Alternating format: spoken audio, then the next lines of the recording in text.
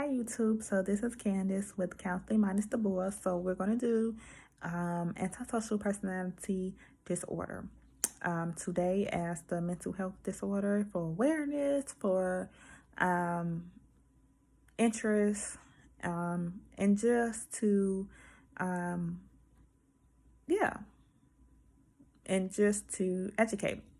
So antisocial personality disorder is a pervasive pattern of disregard for and violation of rights of others, occurring since the age of 15, as indicated by three of the following.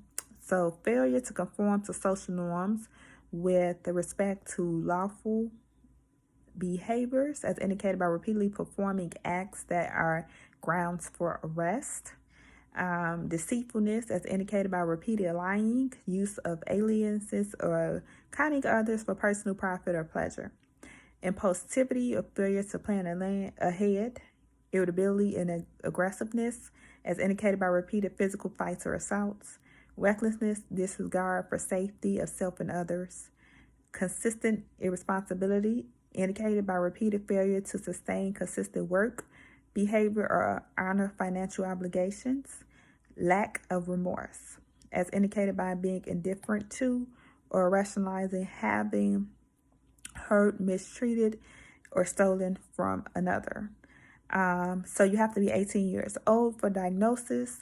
It's evidence of conduct disorder, which is another disorder usually seen in children with onset before age of 15 years old. The occurrence of antisocial behavior is not exclusively during the course of schizophrenia or bipolar disorder. So you have to rule out schizophrenia and bipolar disorder. So like I said, I'm going to go back to conduct disorder. So that is a disorder that's displayed in children. And what research have proven is that antisocial behavior stems from conduct disorder. So when you're having a child that's displaying some of the characteristics or criteria, okay, we have a child that's displaying the DSM-5 criteria of antisocial personality disorder, it would be diagnosed with conduct disorder. Just because the antisocial personality disorder, you have to be 18 years old for diagnosis. So conduct disorder, just really shortly, it's pretty much the same type of criteria, but it's persistent pattern of behavior in which the rights of others and age-appropriate social norms are violated. So what does that look like? It looks like fights. That look like arrest. That looks like not respecting authority. That looks like disruption in the classroom. That looks like what else? Not socially, not being able to socialize appropriately. So that looks like hitting other kids, teasing other kids, bullying other kids. That looks like vandalizing, setting fires. Well, okay, setting fires is a whole nother disorder.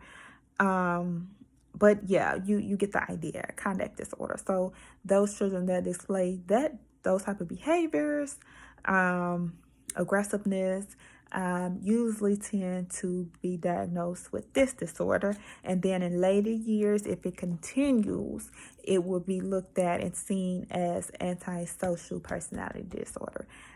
With this disorder, there are diagnoses for people that are murderers or sociopaths, psychopaths.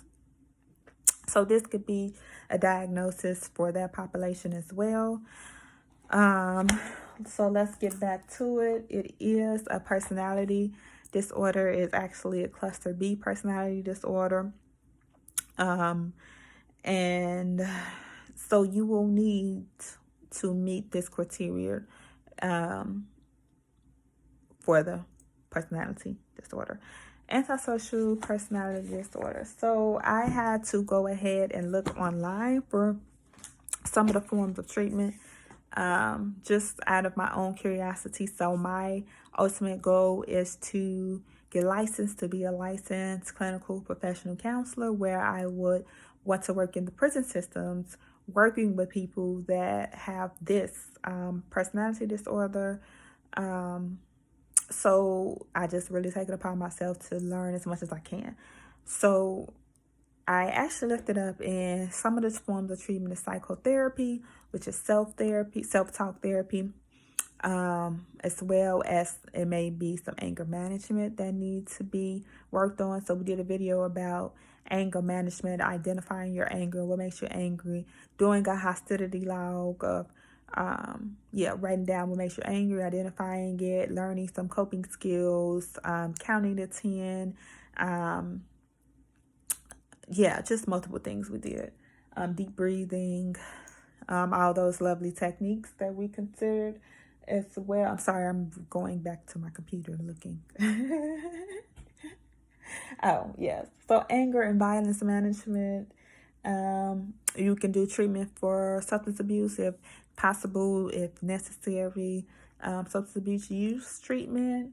And then you want to look at other mental health disorders. So if you have to do treatment for anxiety, if it's treatment for depression as well, you want to do, make sure you're looking at different forms of treatment for that as well. So to my surprise, I actually seen that there was no type of medication for this disorder. Now, if it's something if it's something linked with the disorder, like anxiety or depression, you may have medication for that, or for aggressive behaviors. So those are a few treatment goals as well. I will say in my internship working in schools, I did have a student that he was a teenager. He was about 12, and it was premature to say that he had antisocial personality disorder. However, did he have the criteria? So what it turned out for me as far as diagnosis, what I would have done as diagnosis was conduct disorder for him. And with intervention, the earlier the better, so it wouldn't progress to antisocial personality disorder. So with him, I saw the lack of empathy. I saw the being socially unfit, bullying, hitting on kids, constantly in fights, disregard for, he had respect for the people he had relationships with, and it was consistent. Everyone else, there was just a lack thereof of respect levels for adults, for children, for friends. What else did I see with him? He also, let's go back. Okay, with him, it may have been some other things based on what he's disclosed of what's going on in his personal life. He may have had some depressive symptoms as well. So just thinking back to that, as an example of what I seen that was kind of close to social personality disorder. But like I said, this is a child, so I couldn't diagnose him with this personality because you have to be 18 years old. So conduct disorder it was. Aggressive behavior. Yeah, he had definitely criteria to fit it. However, it was just premature due to age. Like I said, early intervention is the key to prevention methods, as far as really stepping in and just catching it before we get to the age where you're going to be in a cycle of arrest, in a cycle of possibly substance abuse because of your situation and your circumstances, and burning bridges and things of the nature with friends and family. So yeah, early intervention is, of course, considered, emphasized, and then so I think that pretty much is a wrap up. I know it was very briefly. I know I went pretty fast. So if you have any questions, want me to go in depth about anything, feel free to comment below. Please like, share, and subscribe. Thanks for being on a journey with me to love, growth, and healing. And this is Candace with Counseling Minus the Bore. So I don't know what our next video will be about. Feel free to put requests below. Also in the comments, please be respectful.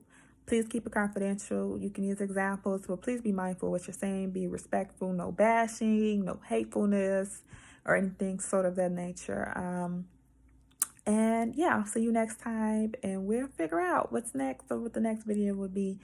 And yeah, just thanks. Thanks for watching and wanting to be aware of mental health disorders, for being open, for starting the journey. I applaud you if you are, and I'm here with you. I'm here with you.